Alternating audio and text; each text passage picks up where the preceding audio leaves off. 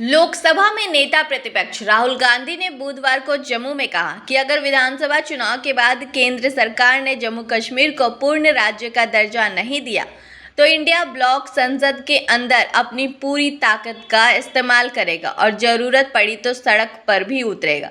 राहुल यहां तक रैली को संबोधित कर रहे थे।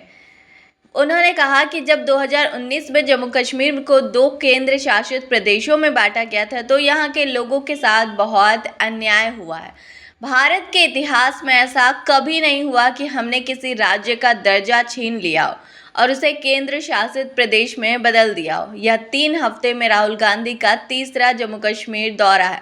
इसके पहले 4 सितंबर को उन्होंने बनिहाल और दुरू का दौरा किया था। वहीं 23 सितंबर को वे सुरनकोट और सेंट्रल सॉल्टिंग आए थे।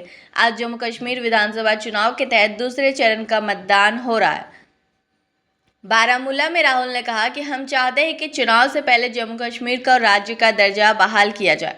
जम्मू कश्मीर के सभी लोग यही चाहते थे कि राज्य का दर्जा बहाल होने के बाद चुनाव हो, लेकिन ऐसा नहीं हुआ। पहला कदम चुनाव है, लेकिन इसके बाद जम्मू कश्मीर को राज्य का दर्जा बहाल करना, इसके लिए इंडिया ब्लॉक संसद में प्रधानमंत्री मोदी पर दबाव डालेगा। अगर वे ऐसा नहीं करते तो जैसे ही इंडिया ब्लॉक केंद्र में सरकार बनाएगा, हम आपका राज्य का दर्जा बहाल करेंगे। 2 दिन पहले ही राहुल ने सुरनकोट में कहा था कि जो 56 इंच की छाती वाले नरेंद्र मोदी पहले थे, अब वे वैसे नहीं हैं। लोकसभा में उनके सामने खड़ा होता हूँ, मुझे साफ दिखता है कि उनका आत्मविश्वास खत्म हो गया। वे कानून लाते हैं, हम उनके सामने खड़े हो जाते हैं, वे कानून पेश नहीं कर पाते। राहुल ने कहा कि पीएम मोदी के आत्मविश्वास में कमी आई है। आज उनसे जो भी विपक्ष कराना चाहता है वह कराता है। भाजपा भाई भाई को लड़वाता ही है।